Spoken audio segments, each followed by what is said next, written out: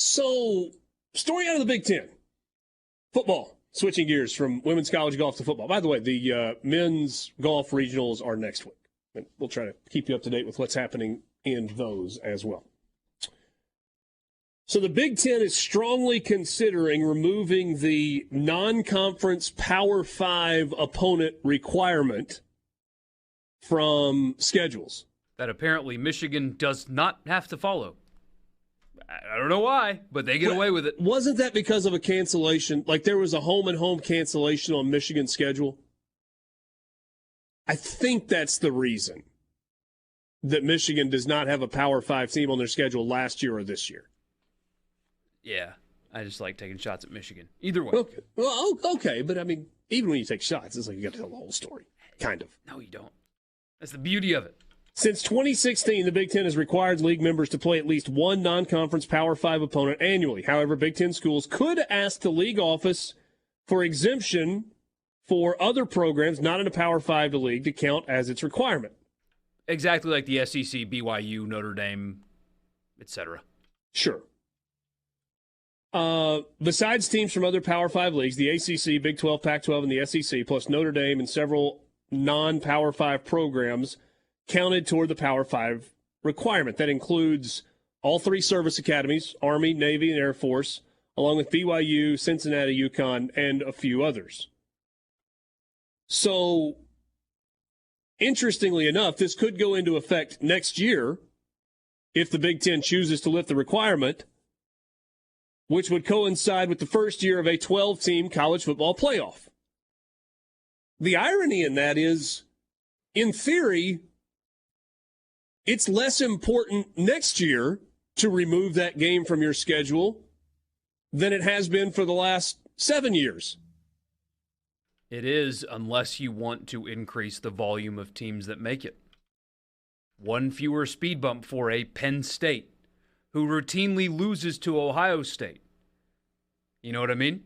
Mm-hmm. It just makes it easier for a Penn State to make it, despite the almost guaranteed loss. Yeah, but a Big Ten team or an SEC team with 2 losses has got a legit shot to make the college football playoff once we get to a 12-team format. I guess that's the point that I was making is right. When it's only 4, your margin for error is basically none. You got 1 loss to work with, assuming the rest of your schedule is good, and that loss is to the right person. My guess is this is being led up by the Minnesotas of the league. That would be my guess. As it should be.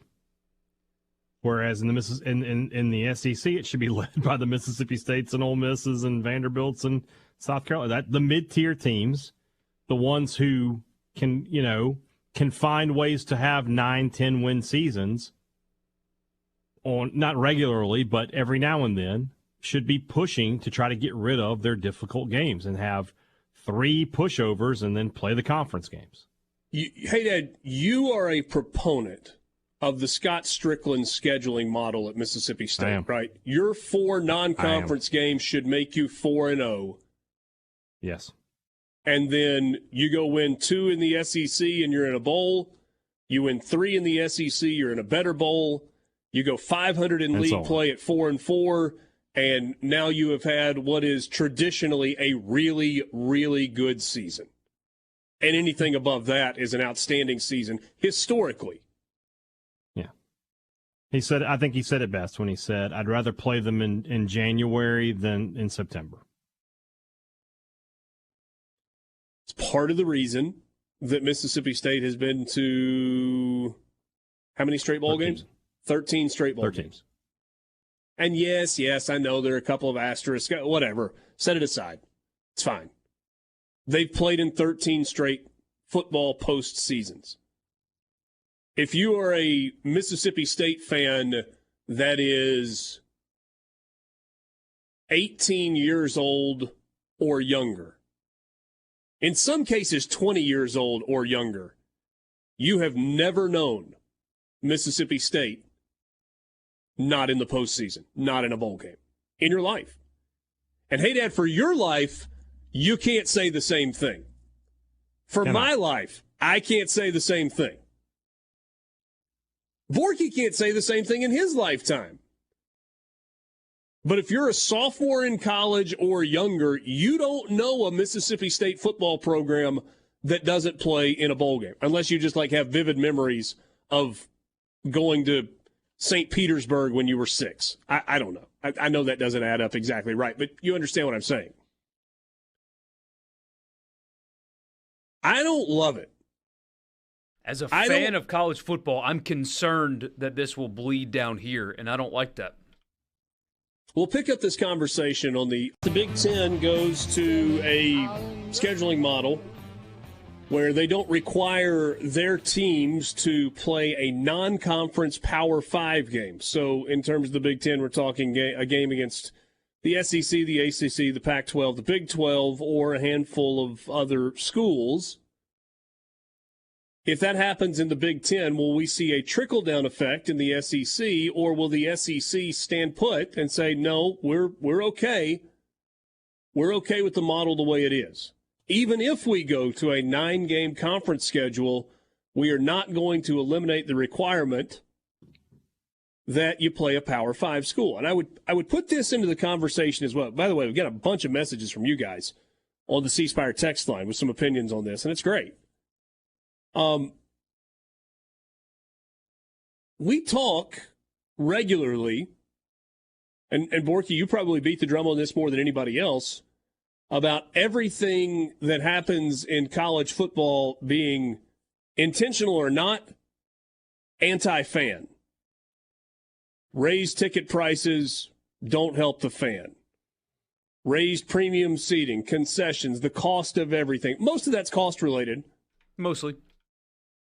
But everything has been driven toward more revenue, better television exposure, what's best for the school, the program, the budget, the bank account, not what's best for the consumer, the person who goes to the games.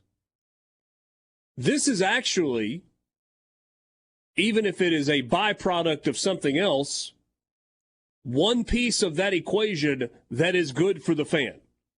The non-conference Power 5 games, generally speaking, almost exclusively, maybe exclusively, are better for fans. It is a more compelling product on the field. It's a more compelling matchup when you get 2 Power 5 teams, especially when it's not regional. Mississippi State, Arizona. That was kind of cool last year.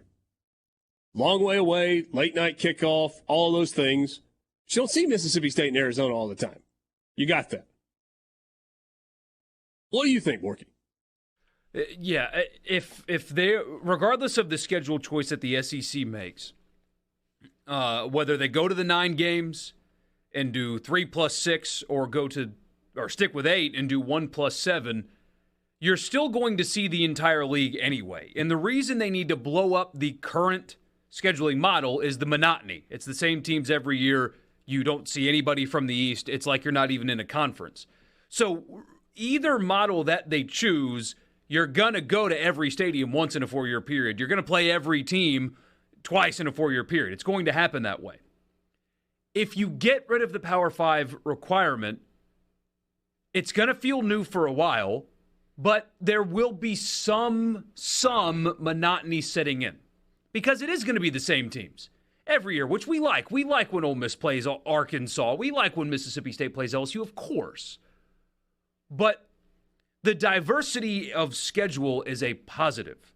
And what will happen if you remove the Power 5 game to some teams in the SEC? Now, South Carolina's going to always play Clemson. That's always going to happen.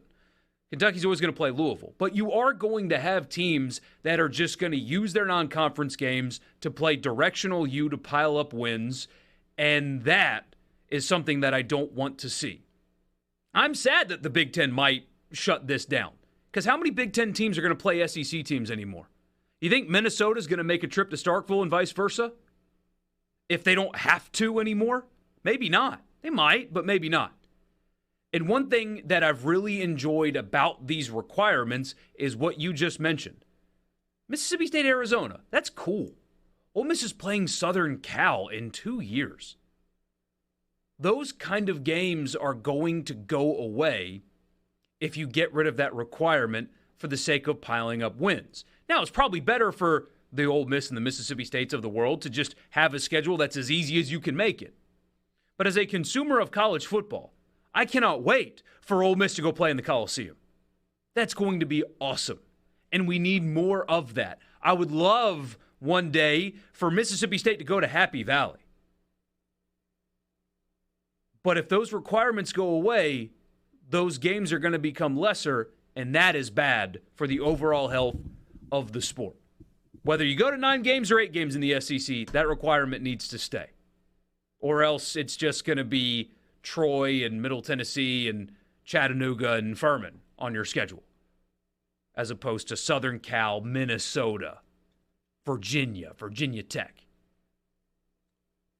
How much of that does the Big Ten already do, though? I mean, did we really see that many Big Ten SEC regular season matchups? Penn State played Auburn and Alabama both recently. Minnesota's got Mississippi State on the schedule. Off the top of my head. We'll pick this up in the 4 o'clock hour with you. Sports Talk Mississippi, streaming at supertalk.fm and SuperTalk TV. Richard Cross, Michael Borky, Brian Haydad. We're going to get to some of your reaction on the C Spire text line of the whole, do you keep playing a Power 5 opponent or not? But Haydad, first, I have a question for you, kind of in your wheelhouse. And I had something I wanted to say about what Borky was saying, but go ahead. Well, this is going to derail that. Should we do that first and then we come back to my question? Yeah. Okay. Yeah. So Borky was talking about the USC game, and I agree. That's going to be a fantastic day at the ballpark or the stadium for Ole Miss. It'll be a lot of fun. My question is this: let's push it ahead to whenever, and a 9-3 Ole Miss team has a fighting chance to be an 11 or a 12 seed in the college football playoff, just depending on who the losses were and how they play, but they have a chance. An 8-4 Ole Miss team has no chance. They're not getting in. Would you rather have played USC and lost to them? Because Ole Miss is going to be an underdog in that game. Would you rather lose to them in September, or would you rather play them in the first round of the college football playoff? Well, for what's best for Ole Miss, you'd rather play them in the playoff. As a consumer of college football, what's best for the weekly schedule and the intrigue and the attention on the sport, it's playing them in September and hoping you can also get there. And because this is a league-wide thing. It's not just an Ole Miss or Mississippi State thing. It's everybody. They're going to pick up a 9th Power 5 game because they're going to be playing an extra conference game. So it's still going to be, it's going to be 9 Power 5 games, which is what they're doing now. And it's just that's the only difference is that instead of being maybe an out of conference matchup that could there are attractive matchups out there, but it's just going to be an SEC matchup. And you talked about variety of schedule. We're going to have that starting next year because it's going to be the schedules are just going to look different, and that newness won't wear off for quite a while, I would think. There was very little that was good about 2020 after the 20th of March. But one thing that was not good but great about 2020 had nothing to do with Fauci or drug companies or vaccines or viruses or anything. It had everything to do with a 10-game all-conference schedule in the SEC.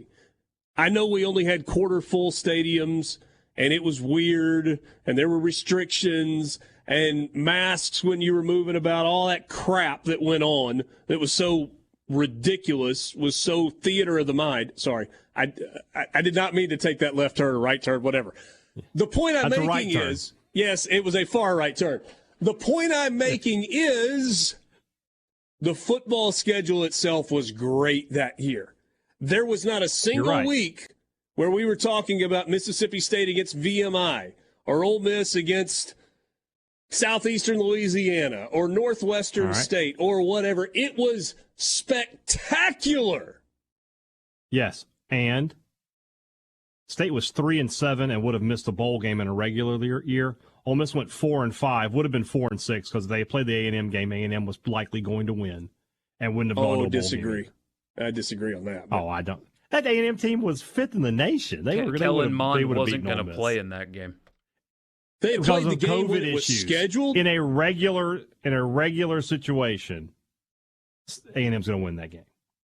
Because A&M has a history of just beating the crap out of Ole Miss and Mississippi State. I'm just saying that was a good right? that was a good A&M team. That was a good A&M team. They were pretty good. They only lost one game. Yeah. And if they hadn't chickened out of playing that game when it was scheduled, they would have lost that game. On that, I don't have an issue with that. But I'm just saying, chances are neither team's going to a bowl. Yeah. No, I'm with you. So I mean, yeah, we have a lot of fun from September. I guess we have fun. I think it was 3-7. I didn't have a whole ton of fun, but it's about winning. So is this a college football playoff conversation? Is that what the conversation is? Because I think if you're good enough to be one of the 12 teams that plays in the college football playoff, you shouldn't get in with more than 3 losses anyway, which to your point is you're never going to get in with more than 3 losses. But you're going to have some 3-loss teams that get in the college football playoff. Yeah. So if using your example, hey, Dad, Ole Miss were to lose to Southern Cal that year, and then they lost 3 SEC games, well, they shouldn't have been in anyway. But you're saying if you replace Southern Cal with Northwestern State, and so you've got 4 wins there instead of 3, whatever. But then you lose 3 SEC games. I mean, should you really be getting into a 12-team playoff if you've got 3 conference losses? I mean, if they want to invite you, of course you're going to say yes. Well, let's look at it like this. Let's look at this year's Ole Miss team and their schedule. And if they lose to number 1 Georgia, number 2 Alabama, and number 5 LSU, and that's their only 3 losses, that's a pretty darn good football team. State in 2010 was 8-4. They lost to. But hold on, let me respond to that though. I agree that makes them a pretty darn good football team. And as much as I would want them to be in the playoff, of course I would want them to be in the playoff. Did they deserve to be in the playoff if they lost 3 games? Well, I mean, when you talk about the 12th and 13th best teams in the country, those are going to be 3-loss teams. Yeah. In a 12-team playoff, yeah, they deserve to be in. I need to find Ross's bracket and see who would have been the 12 seed that he tweeted out earlier this year. Okay. Just the prism that I'm operating here is not just, and maybe it should because of what I do and where I do it, but it's not just in the Ole Miss and Mississippi State prism. I've got the Big Ten helmet schedule up for reference because they're the ones that are possibly getting rid of this. This year, you got Indiana, Louisville, Maryland, Virginia, Michigan State, Washington, Ohio State, Notre Dame, Penn State, West Virginia, Rutgers, Virginia Tech, Illinois, Kansas, and Lawrence. It's actually an interesting football game. A lot of people might roll their eyes at that. Iowa, Iowa State, of course. Minnesota at North Carolina. Nebraska at Colorado. Northwestern at Duke. Purdue at Virginia Tech. Shout out Hokies for playing 2 Big Ten teams this year. And Wisconsin at Washington State. You will lose those games. Not all of them, but you will lose those games for Western Michigan and Indiana State and Youngstown State and Ohio. That's what will replace those games. And as a college football fan, I would much rather have more of those than directional U for the sake of getting Ole Miss or State into the playoff. It makes the 13 weeks more interesting than the 1 week to hopefully make it easier for Ole Miss and State to go in. You would have had a 3-loss Utah team as the 4 seed in this year's current, if this year had a 12-team playoff. A 3-loss team would have been the 4 seed because they were the Pac-12 champion. Okay. Kansas State is in this. They finished with they had 3 losses in the regular season, but they won the Big 12. Then you have a bunch of 2-loss teams, obviously. So, I mean, yeah. You deserve to be in. A 9-3 Ole Miss team with those 3 losses I just listed is easily one of the top 12 teams in college football. Hey, by the way, Purdue is playing 11 Power 5 teams. They've got games against Virginia Tech and Syracuse in the non-conference, plus Fresno State. Ooh.